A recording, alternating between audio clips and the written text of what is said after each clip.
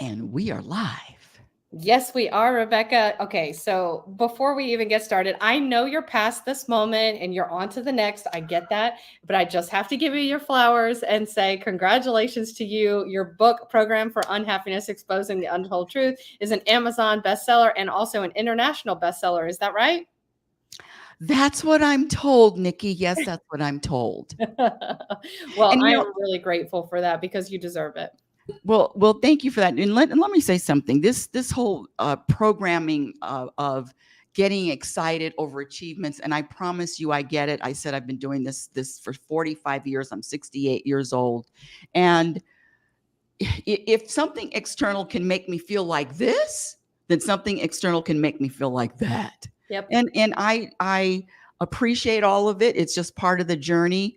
I was telling the woman that assisted me with that. I said, because we're just getting to know each other, and I said, if someone said you are going to be speaking and I'll pay you $1 million to speak, I wouldn't hear and I wouldn't hear.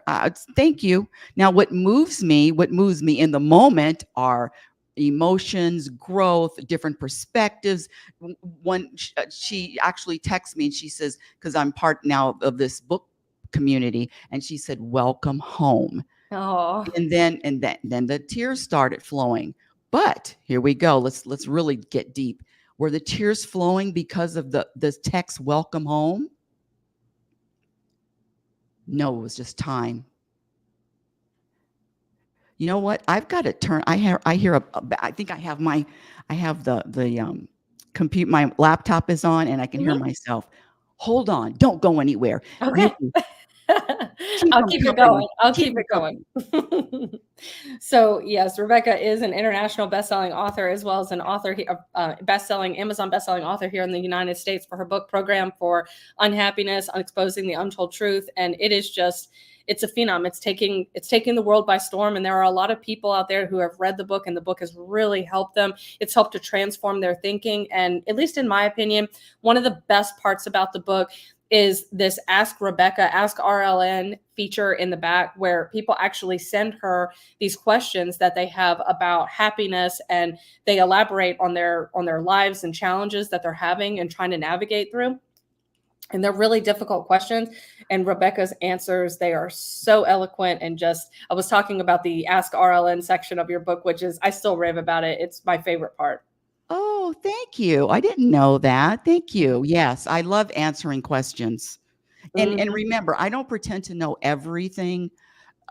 Scratch that. I'm not saying that I know everything, but I've done a lot of research, a lot of practice, real life with this thing called happiness. And just starting off, happiness is my definition is the ability to vibrate an energy of peace and contentment regardless of what happens and regardless of what doesn't happen. It's a foundational vibration that you can maintain and sustain with practice.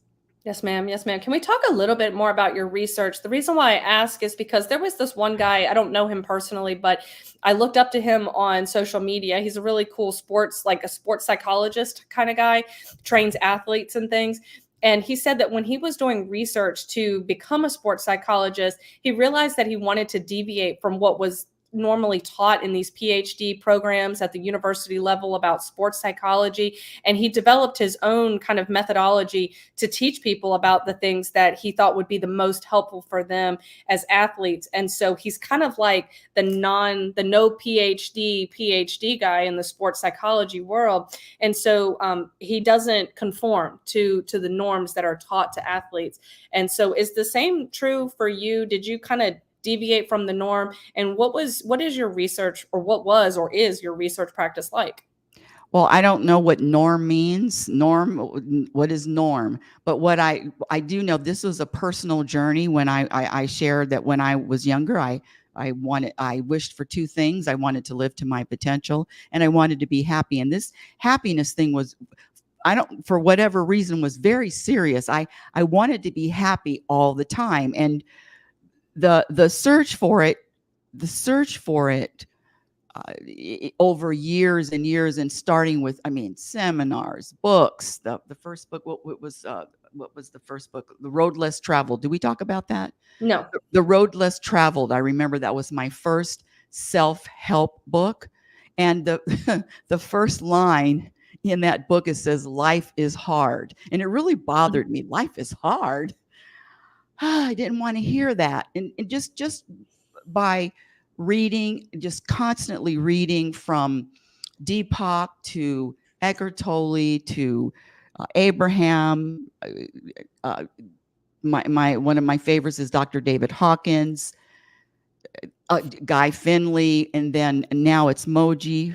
It's and then also practicing, because reading is fine, but I had to also implement. Does this really work? Is this working for me?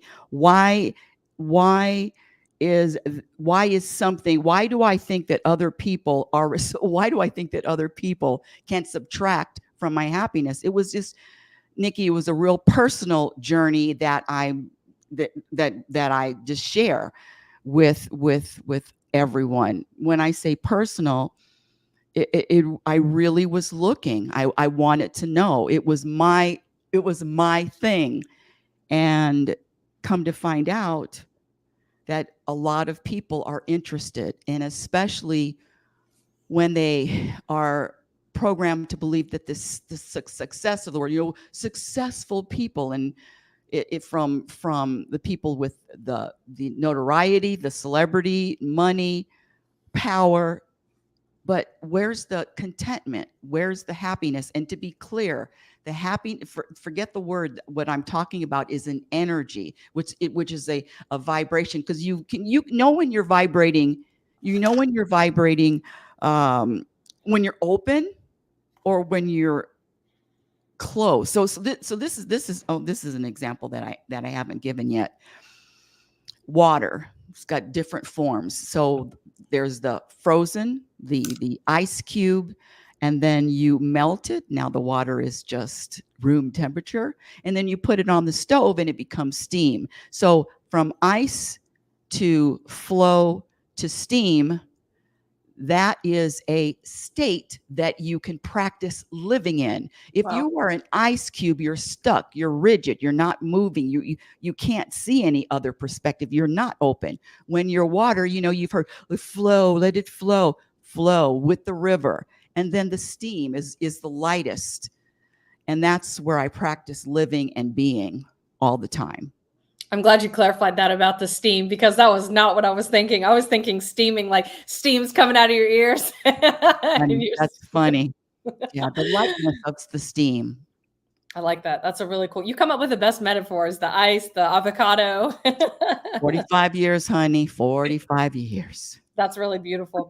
So I've got some, pretty interesting questions for you today. The first question that I have for you is, you're someone that people can learn from. You're someone with a valuable perspective. So do you want people to follow you? I don't mean like on social media, like follow, follow, that kind of thing, but like follow you as like you might a guru or a spiritual leader? No. Long story short. when you say follow me, it's really not, and this is going to sound, I don't know how it's going to sound, but it's never about other people. I remember someone asking me, I just remember someone asking me, well, you're inspiring the world. You have the ability to change the world. And that's really good. The ego just loves to hear that. But right. The truth is, if I'm writing these books, not for bestseller, not for internet, even though that's what the world looks at. I'm writing these books just to share what I've learned. And if one person, just one person, has a different perspective and practices something different, that's enough. Yeah. Yeah, that makes a lot of sense. One of the other authors that I work with had a similar sentiment as you. He's a Gen Z author, and he wrote his first book, which was It was really good and it was exciting for him to write, but he had a similar philosophy that, like, I wrote this book for myself and I'm excited to share what I've created with the world. And of course, if people read it, that's great, but if they don't, that's okay too. I'm still very proud of myself and satisfied with what I've done. And it was just cool. It was really cool to see. So one of the other questions that I have is, let's see, you said you had we before we came on the show, we were talking about briefly relationships, and you said you have to be okay with, your own company, especially if you're single. And I don't want to go into the relationship aspect of it too much. I know that's for another book, another day. But Programmed relationships coming soon. I cannot wait for that. So excited. But the concept of being okay with yourself and with your own company, I think that is a concept that's sometimes hard to break down. Like, what does that mean? Especially if you're someone who has a lot of insecurities, you're not happy, you really never learned how to be happy with yourself. You wouldn't even know what that looked like if you saw it. What does that mean to, like, be happy with your own company and just be okay with who you are and where you are? What does that really look like, especially for someone who maybe deals with chronic insecurity? Well, let's dive deep into this. Chronic insecurity. So they're describing themselves as chronically insecure, or that's the label that they're giving themselves. That's number one. Yeah. All labels are suspect. Where are you getting that from, that you're insecure? Maybe it's just not time. Maybe it's just not your time. So but I do understand it, because the world teaches and preaches all of these labels. Make sure that you fit into a box. Mhm. Make sure you fit into a definition. And I am all things at all times. That's Yeah. it. And if I'm all things at all times, guess what? That means you are too, whoever's out there listening. The other thing I want to say is this program I mean, come on, the songs are about finding him, me and you and me, and me and you. No matter how they toss the dice, it has to be the only way for me is you, with you and you.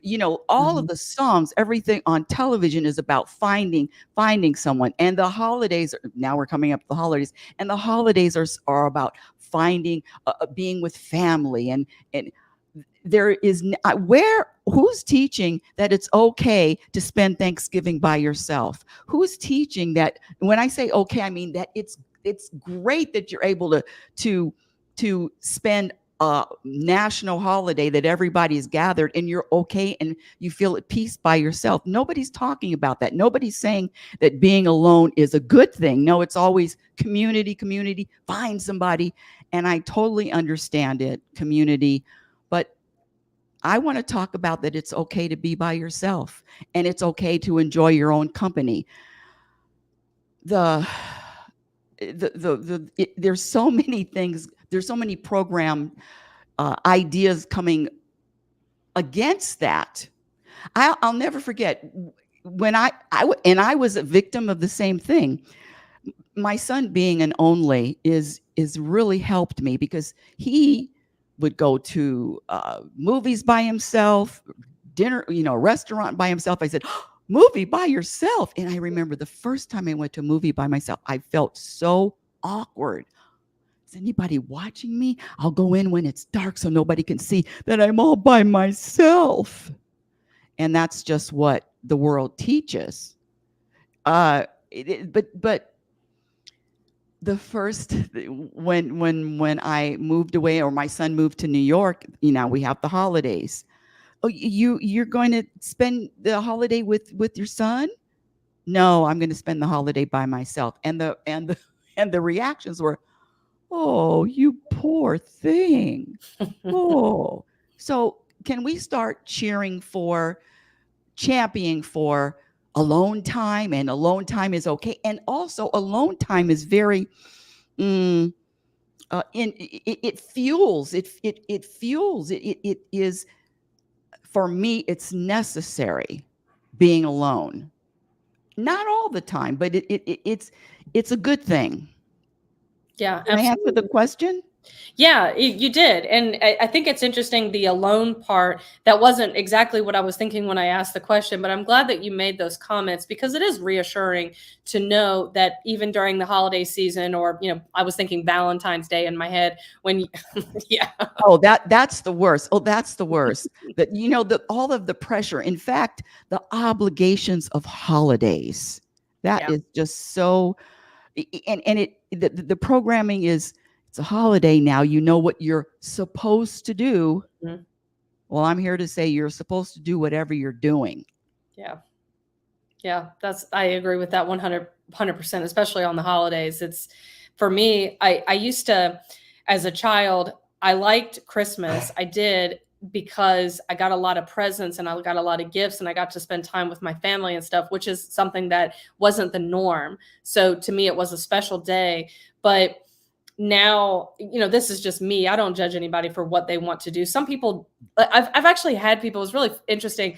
I was on the app Clubhouse and I had people actually tell me that they don't celebrate Christmas. They don't even like Christmas. They don't even think that, like, as far as a religious perspective is concerned, they don't even think that Christmas was actually Jesus's birthday, or, things like that. But yet they still celebrate Christmas because it's good for the kids and, those types of things. And I just thought it was an interesting perspective that they had, that they didn't do it for any reason necessarily, other than just the fact that it was something that everybody else participated in, and they didn't really want to be left out, and they didn't want their kids, more importantly, to feel left out of the holiday season and all the festivities. So Herd animals.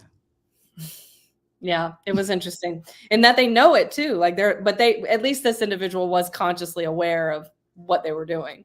Exactly. My I was raised with holidays, birthdays, they're big deals. And so I grew up with that. And if I didn't follow if I wasn't following the program, there's something wrong. Yeah, there's something wrong if I'm different than everyone else, or I think different, or I am okay with experiencing something different. The holidays, my best friend hates the holidays. He works on the holidays. He's so popular. Everybody wants to take off and I'll work. All Mhm. the Christmas, the Thanksgiving, he doesn't. And let me just back up. It's not that he hates it, but he sees the programming in it and he could care less about any holiday. And he helped me with not putting so much importance. And quite frankly, holidays, birthdays, I'll never forget the first birthday. It had to be a big deal. Everybody had to call me on my birthday. Mhm. Better acknowledge it's my birthday. And now it's almost, please ignore me. Is this guy you're referring to, is he also kind of like an enlightened spiritual individual as well? He's on the same level. He's the one in my book when I dedicate it.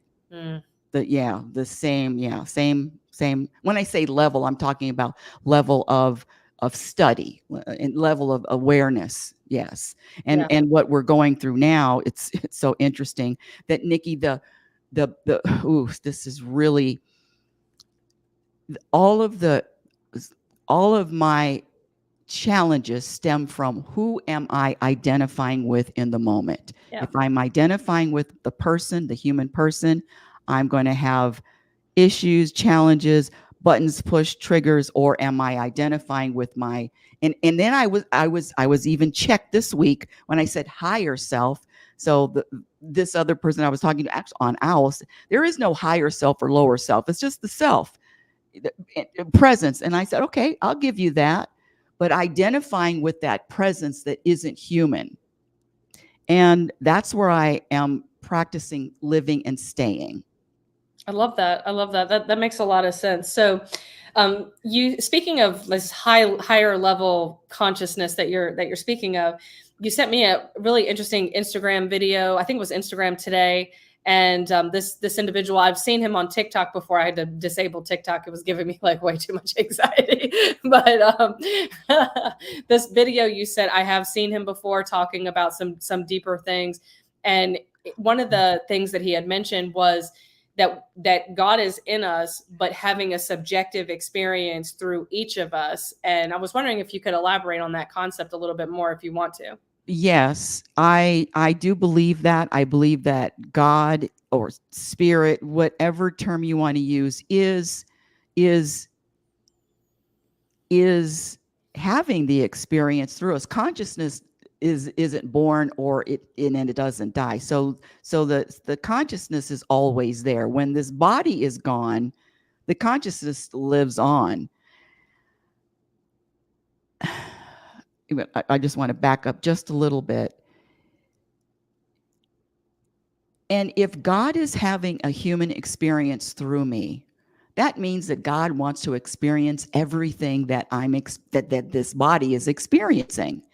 But the ego wants to judge it good or bad, and the ego wants to have preferences. No, I prefer. The ego is the one that says, "Oh, this moment is unwanted. I prefer this than that." In fact, I'll just go back to this bestseller in international. So the first one was bestseller, but my ego said, "No, that's not good enough." You hear me? I'm very conscious of it.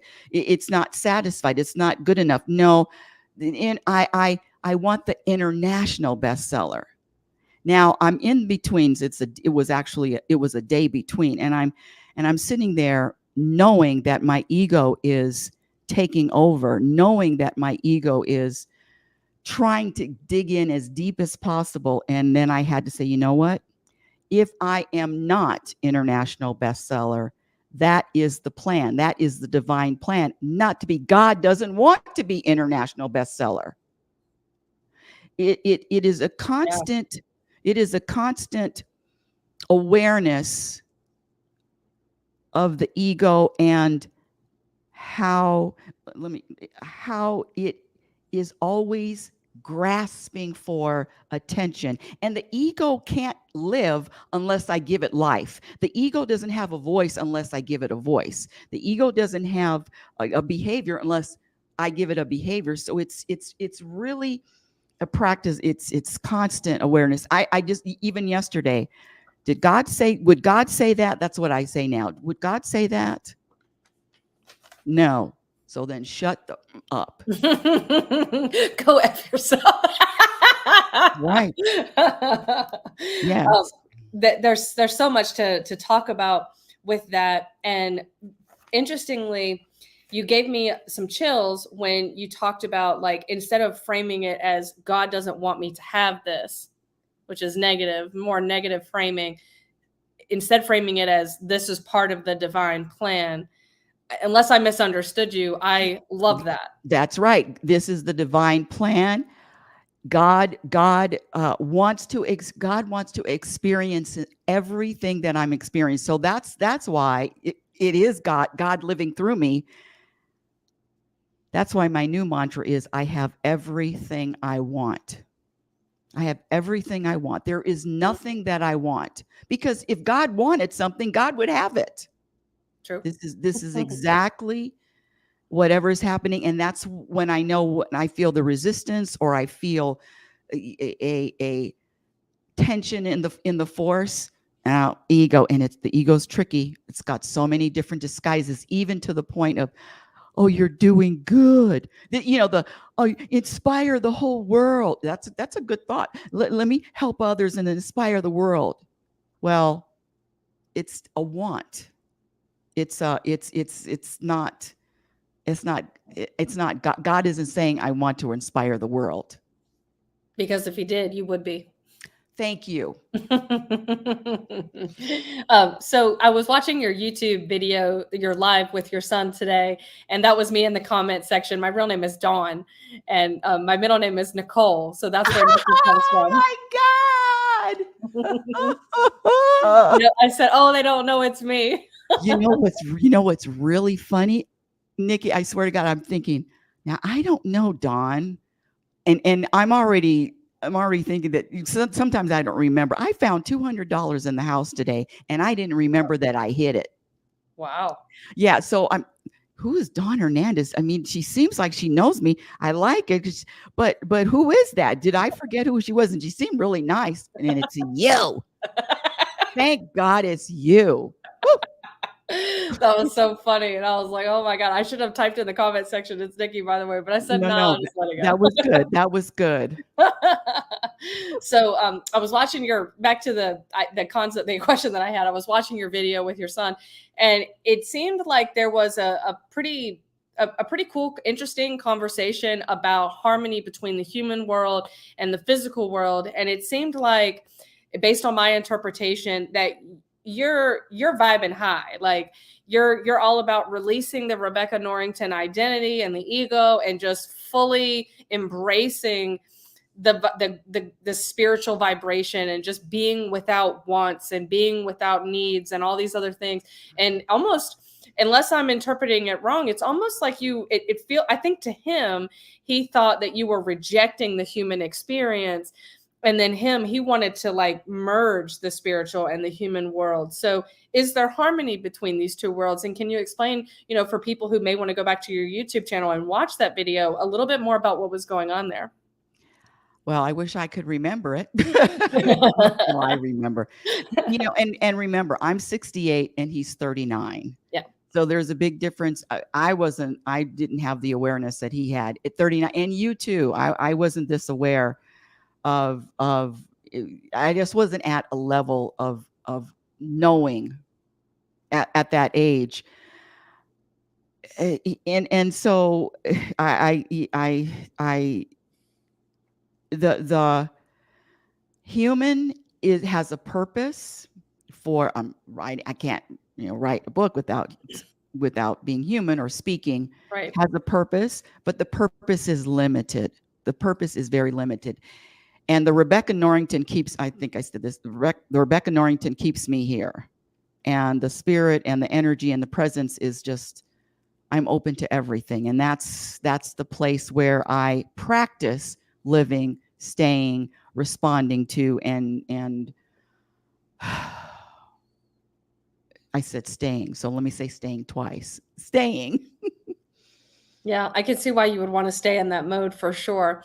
And interestingly, I was, based on your advice, I was able to help somebody the other day at a restaurant. I needed some comfort food, or I thought I needed some comfort food. So I went to this like local restaurant, got some cheese fries. And one of my old students from 12 years ago was working there.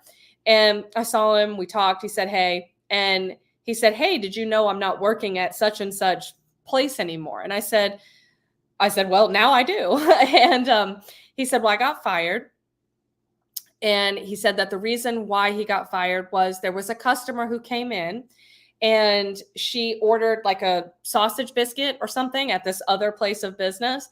And she went back to the counter and said that she had found a hair in the sausage biscuit. And so she asked for him to not only remake the sausage biscuit, but to make her two instead of one. So he, being, who he is, he said to the customer, well, I can't make you two. I can make you another one, but I can't make you two. And anyway, he got let go because of that. And it was so interesting. The concept of identifying with the ego and identifying with the higher consciousness came to me in that moment. And we started talking about, how this really was for the best, and how his reaction in the moment. I think one of the best things that you've ever taught me was, unless the idea has changed and things are ever evolving, of course, but one of the best things that you ever taught me was that people are making the best decision they can in the moment with what they can and what they know and what they've been trained in or programmed to do. So I told him, I said, rest assured, because he was kind of wallowing a little bit in remorse about how he had handled it. He was wondering if he handled it the right way, or did he do something wrong, because his bosses made him feel that way. And I said exactly that to him. And he was like, you know what? You're right. And then we started talking about the reaction that he had in the moment to the woman with the biscuit. I said afterwards you were probably just steaming in the other way, not the effortless light way, but in the other way. And I said you were probably thinking, "Oh, that woman was out to get me. You know, she was doing something. She did something wrong. This injustice occurred, and it's not fair." You know, you were probably identifying more with your ego-driven self more so than your higher consciousness, but not realizing that this is all part of the path. This is all part of the plan to get you from here to here. And he was just amazed. He was so glad to hear that message. So thank you for sharing it with me. Well, now I'm getting chills, and everything has a purpose, everything has a reason. If something is happening, it's supposed to happen. If something isn't happening, guess what? It's not supposed to happen. And it's very simple. Yes, he was supposed to be fired, but let go of the story. What is, he was not supposed to be working at that restaurant anymore, period. The boss, the hair on the biscuit, the people making him feel a certain way. It's time to leave that place. That's right. Period. That's So exactly the right. stories are the stories that programmed people, and I say that lovingly. And I still got my programs. I mean, after 45 years, I still have my programs that I recognize, spotlight, and not give any focus or power to as much as possible. That Rebecca Norrington program runs deep. Oh, she's she's got so many preferences. She's got so many desires. She's got triggers. What triggers this girl? Woo! And all of her triggers come from not the presence or the awareness comes from this Rebecca. So if it's supposed to be happening, it's time for you to move on. I Yeah. went to a therapy. It was a red light, and this gentleman, he has therapy in his house. It's really nice. And I hadn't been there for a year, and I remember telling my son, "Hey, Jay, what's up, Jay?" I remember telling my son, I said, I haven't seen him in a year. No story to why. It was just time for me to be at a distance, and now it's time to go back. Let go of the stories. The word because, let go of the stories. That's a really a practice that will bring a lot of peace. Because the stories, who's writing those stories? Who? What entity? Nikki. What entity? The Nikki ego is writing the stories. Mm-hmm. Yeah, that's true. So I have to ask a tough question. And I think we've talked about this a couple of times on the app Owl, and I never really pushed the issue. I think it was too much for me. It was too much for me to hear what your thoughts on that were. So I said, I'm not ready for this, but now I am ready for this. So the question is, when you look at, heinous things that happen in the world, somebody getting murdered or shot or something like that, not just like an accident, but something really cruel and evil. Let me stop you right there. The cruel and evil is a judgment. I get it. I'm human. See, the human that's cruel and evil. But what if God even wants to experience getting his head cut off? Yeah. See, the possibilities are endless. And I can't comprehend it. My little pea brain can't comprehend it. I'm going to let you keep asking your question. I just had to jump in. You got it.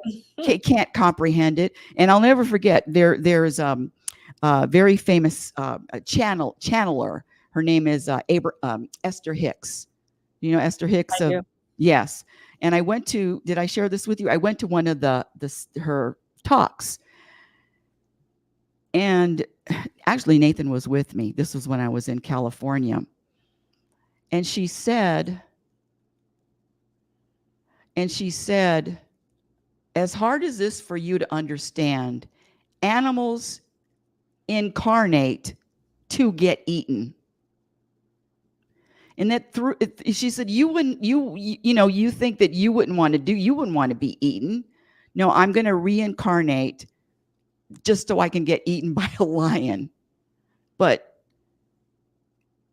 when the practice is being open, because the human will always have this good, evil,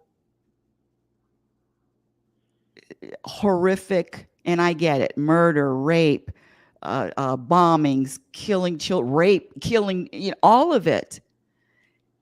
I'm not saying that I understand it, but I do know that there is that God just doesn't want to experience good, that humans would say good.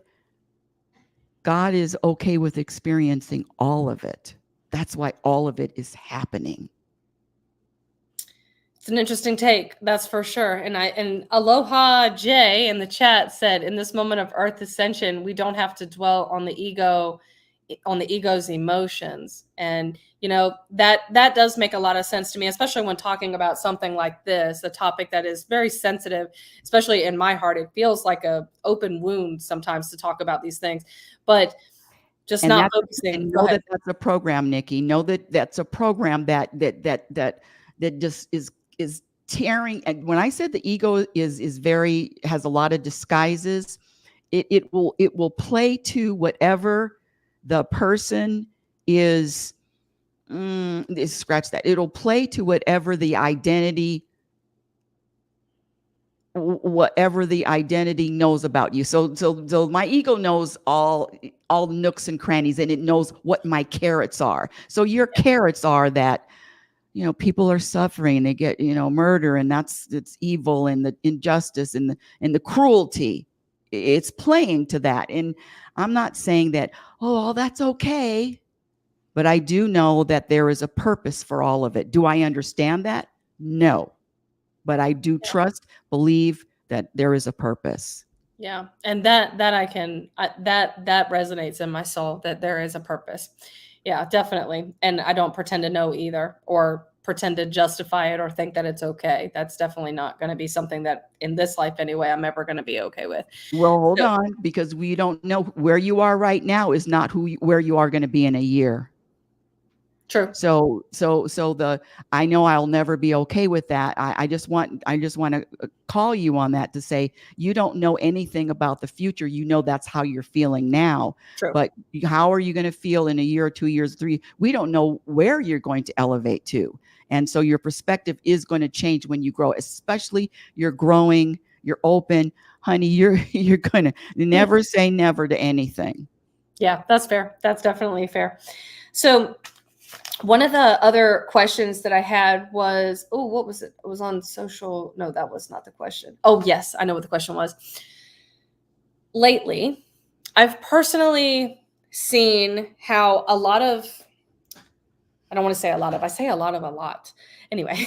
I say a lot of things a lot too. Yeah, I'm definitely becoming more consciously aware of how I speak, especially doing these YouTube videos and stuff. But what I have witnessed is that there seems to be an increasing amount of people who feel disadvantaged in society. Disadvantaged for whatever reason. It could be for skin color, could be for whatever country they're born in. It could be for economic reasons, of course. There's lots of, I don't know that it seems like there's an endless list of reasons that someone could feel that they are just disadvantaged in society. So is this a hypothetical question that you're trying to slip in? I don't think so. Okay, keep going. Definitely not my intent. But the question that I was trying to figure out is this idea of feeling or being disadvantaged a program, or is there something to it? It is a program. It's a Aloha program. Jay says programming. Yeah, with all caps. Mm-hmm. Yeah, so you got all these people. 98% of the population is programmed. 98%. That's a lot. Who are the 2%? I want to know who these people are besides you. And you.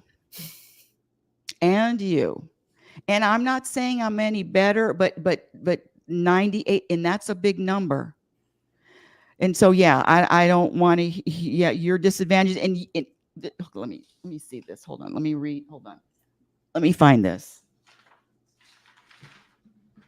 Looking for the notes. Looking for, okay. Where my emoji at? Where my emoji at? If you haven't searched and listened to Moji on YouTube, start listening. So this is a quote from Moji. It's true that what you believe is what you believe, but it's not necessarily true that what you believe is the truth.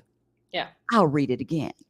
It's true that what you believe is what you believe, but it's not necessarily true that what you believe is truth. So they can believe that, and when I say the programming is deep, there are some people who believe that O.J. Simpson is innocent. Correct? I'm throwing it out. They Yeah. really believe that. I don't care how much evidence, how much blood evidence, all of it. They're not going to believe anything different. And so I let them believe what they want. Let them be. Let them be. Jay says technology can train your brain to become disadvantaged and fool you. So what you're saying, Jay, let's Yeah. just summarize it a little bit. You're programmed.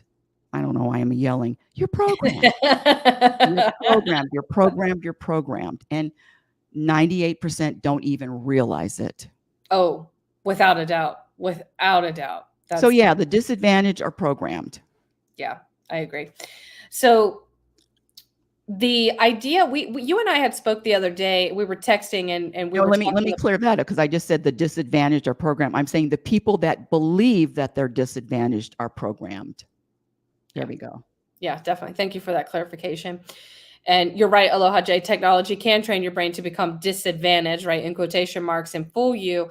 It's every day because it's feeding it. It's feeding the program. It's feeding the ego, and it makes perfect sense to me. So, but Rebecca, the other day you and I were texting, and you had mentioned. Well, I was congratulating you. I think it was. Correct me if I'm wrong, but I was congratulating you on your book and the success and everything. And then you had mentioned something about the ego and playing to people's ego and people who can like where you can compliment them and give them a compliment or play to the ego and make them feel really big or important or special. They're easily controlled. Easily controlled. Anyone who's programmed is easily controlled. For sure. So the question that I had for you is, if this is obviously for good intention people and people who want to see good things happen in life, what are some Well, ways? hold on. I might have to call you on that too. Good I things knew you happen were. on life is I a swear I swear program. I knew you were. Good things happen. Good thing. I want good things in life. What does that mean? Life is an experience without a judgment, whether it's good or bad. And I'm gonna have to tell you, Nikki, stop looking at other people. Stay out of their business. This is you and where are you? Where are you? There you are. There you are. Come on now. Stay there. Stay there. Mirror that you use in your seminars? Well, this is a mirror that someone made for me. I teach the Truth About Happiness classes, UNLV, and it's a custom mirror. Look at that. Oh, it's so pretty. Yeah. I love that. That's awesome. Wow, how thoughtful. Yeah. So, okay. All right, let me just rephrase. The direct question is, aside from playing to the ego, or in addition to playing to the ego, what are some other ways that programmed people can be controlled? I think that's it. That's how they can be. Okay, let's start with the first one. Let's just go back to 2020 when the lockdowns. People were being controlled. You can't do this. You can't go to work. You can't. You have to stand at this space. It was a big control grab, and I refused. Yeah, I refused. I was one of those rebels. But let me go back and literally say, same. Literally same. I was the exact same way. Yes, in fact, I remember then they're saying, "Well, you have to stay at your house." I got in my car and I drove to another state. Stay in my house? Are you crazy? and then I drove to a state that was even more controlled than the state I left. That's even worse here. But the one Fear? Fear might be one of the other ways that people can be controlled, Fear, program people. fear is the fear. Thank you. That is huge. And people are walking around fearful of everything, including their shadow. Yes, fear, fear, fear. That's an easy way. So I'm thinking of three as of right now: the ego, fear, and ambition. But see, ambition is another program. That can be So, played to control well, people? see, now we're getting into hypotheticals. Can you give me a direct question about what do you need? So what's challenging for you? So see, these are the kind of questions Yeah. and so the program, and then it causes fear. And what are you going through, and what do you need clarification on for you? Hmm. Yeah, no, that's interesting. I wasn't even thinking about that for me, but thank you. So, I guess for me, Yes. I'm not fear is not one of those things that people can control me with because I'm not scared of their lies. I don't know if I can call it a lie or not, but Well, information, whatever they say, I'm not so, I'm not fearful of it. And ego is not something that I'm going to be controlled by either. Neither are finances. Like I know in one of our other videos, we talked a little bit about money and how that can be used to kind of program people and control people and stuff is the financial aspect of things. can we And get that back doesn't, to you? sorry. Can we get back to you? Yes, I'm trying to sort it out in my Oh, you're head. building it up. Okay. But I guess what I'm trying to do is like break down. I'm trying to figure out if there's any chink in the armor, so to speak, that I have that someone could use to potentially control me without me realizing it. No. That makes sense. Well, let me say this. Let me say, if somebody is you know, trying to do it's part of your destiny. Whatever's going to happen is part of the destiny anyway. So there's nothing to worry about or fear, because it's going to be part of your journey. Fair. Fair enough. People, I mean, I've been taken advantage of more than once financially. And so if I but see, it's not personal, it's part of the journey. What am I'm supposed to learn? I'm supposed to learn from every experience. Scratch that. I learn from every experience. So I'm open to every experience. Yeah. And Jay says fear from propaganda and sheeple herd mentality, birth blueprint for life. He's so what's the word, a brainiac, he's so yeah. Thanks, Jay. Can we simplify it for us dummies? I'm talking about myself. Fear from propaganda, and I No, don't even me know too. what sheeple herd mentality is. Sheeple, I've heard of sheep, but I've never heard of sheeple. Yeah, it's pretty popular. I'll let him explain it in the chat too. But my understanding, at least, is people who like kind of blindly obey. They're referred to Oh, as sheeple. okay. And that's what they're supposed to do. That's their journey, because God wants to experience just blindly obeying. I'm very serious about that. Mhm.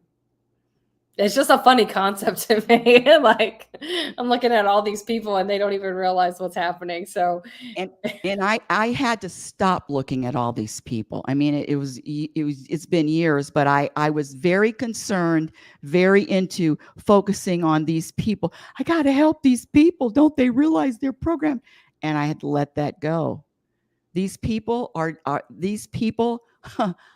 are living their destiny. All of us are living their destiny. And who am I to look and say, no, no, you need to live it a different way? I am always telling myself that all the time that I need to put like more faith in the process and in the journey that I'm on because I can be quite impetuous. I think if that's probably a program. If I had to, it really is. It is a program because when I want something, I feel like if I don't haste, if I'm not in a state of hastiness and rush to get it, then for some reason it's going to be pulled out of my reach and I won't ever have it.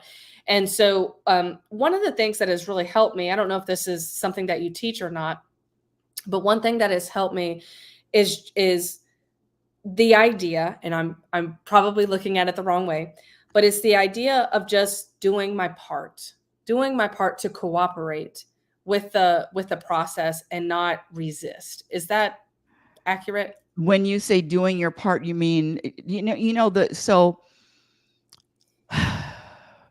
doing your part. The only thing that the only thing that I have to do is surrender, to surrender to every moment. And so when you say that I feel like I have to rush and be hasty and jump on it, don't think that what your haste is making anything happen, because if Yeah, you're it's really supposed to not. get, yeah, it's not. Whatever is for you will be for you, Yeah. and whatever is not for you will not be for you, whether it's 2 weeks or 3. So your ego has got you thinking that, yeah, I got to do this or else I'm going to miss out. Or I'm not going to be happy if I. Yeah, that's just your ego grabbing you and being in control. Yeah, agreed. There's So, nothing there's nothing that you can do to stop it. There's nothing that you can do to slow it up, slow it down. There's nothing that you can do to speed it up. Just like having a baby. Nobody can force a baby to come out before the 9 months. The baby comes out when it's time. yeah. And all of this stuff, I don't care, pulling your hair out, stressing out.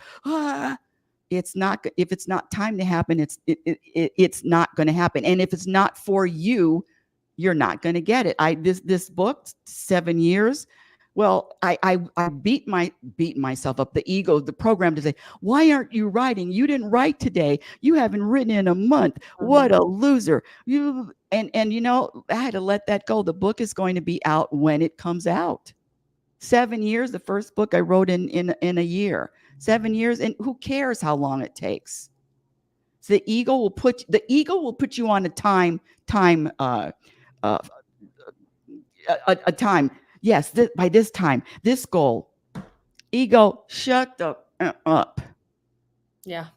Yeah, that's definitely See, true. you see how rich this gets when we personalize it, as Yeah. opposed to this general people and people. And when people and their disadvantage. No, let's personalize this. That's where the lessons come from. That's where the truth and the jewels come from. Personalizing it. Yeah, definitely.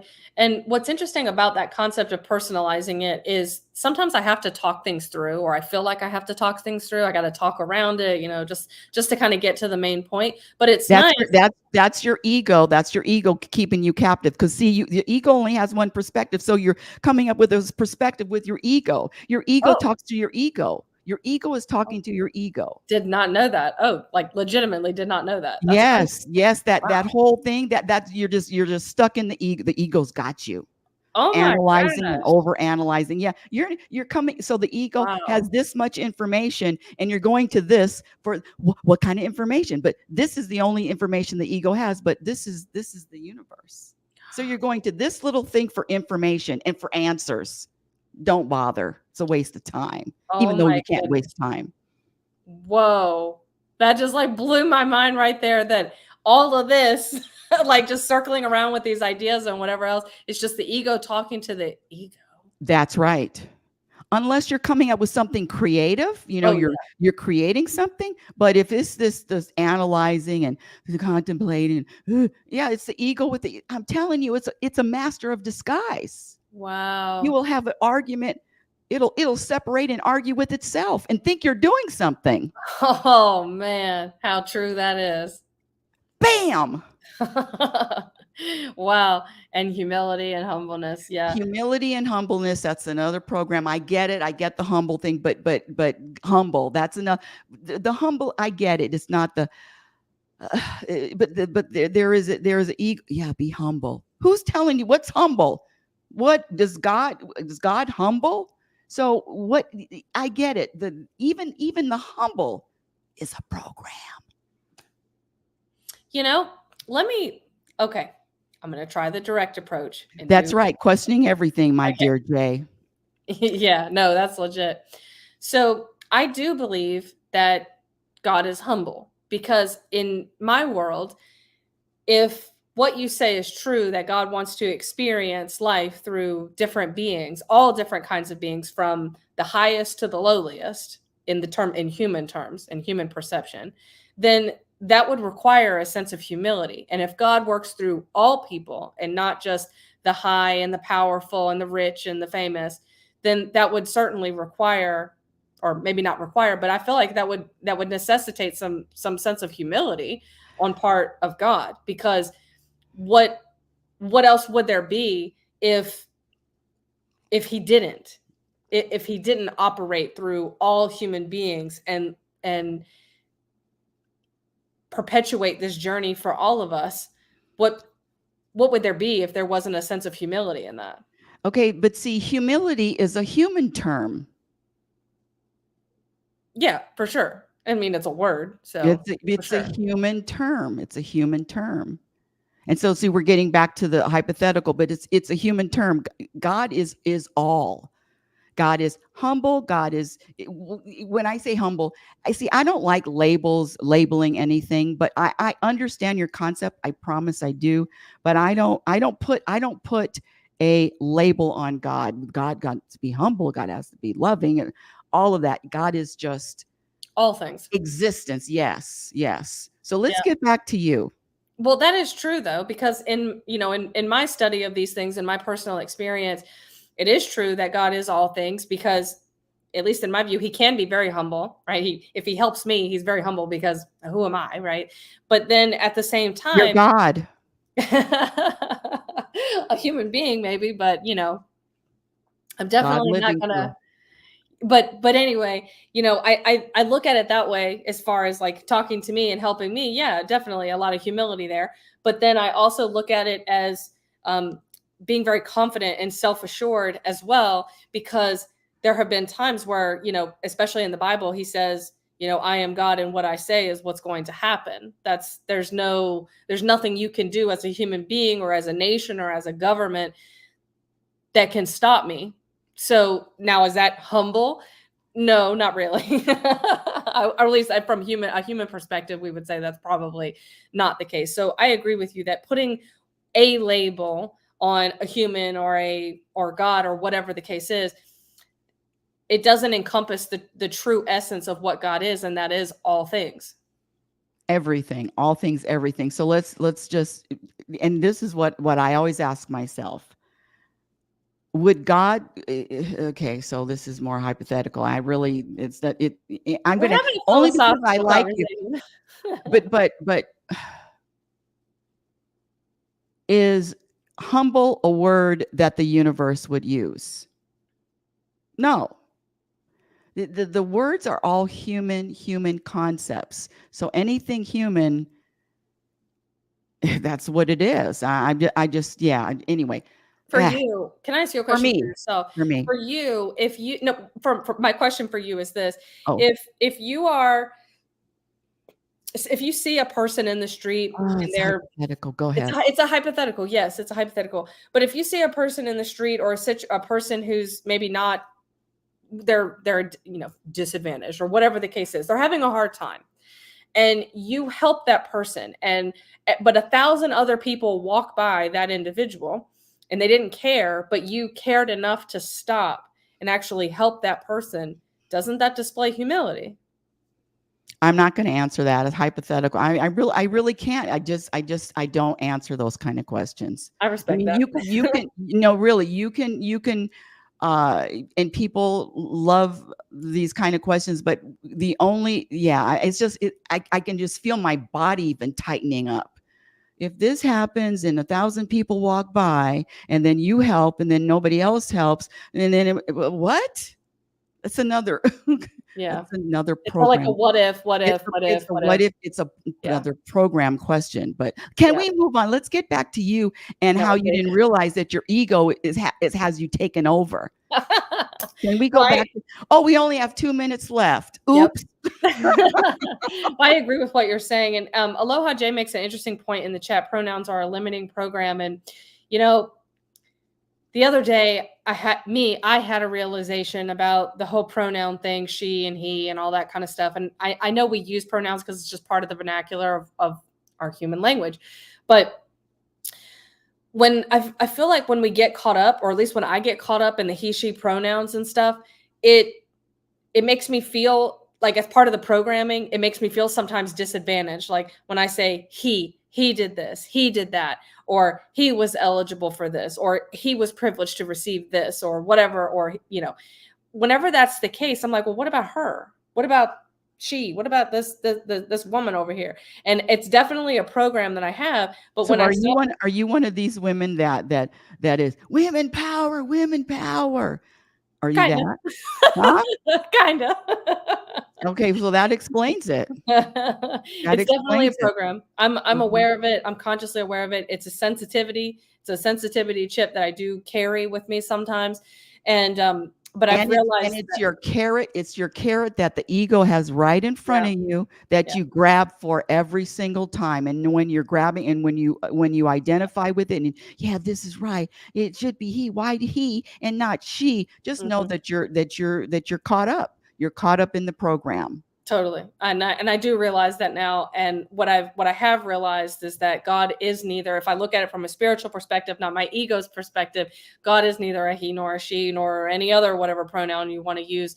Um, so it doesn't really it's not about the gender. It makes no difference. It's God, Be in in this the experience. world, but not of the world. Yeah. Yeah.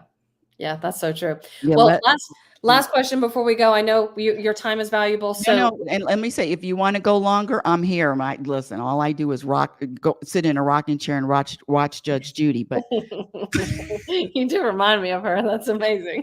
I love Judge Judy.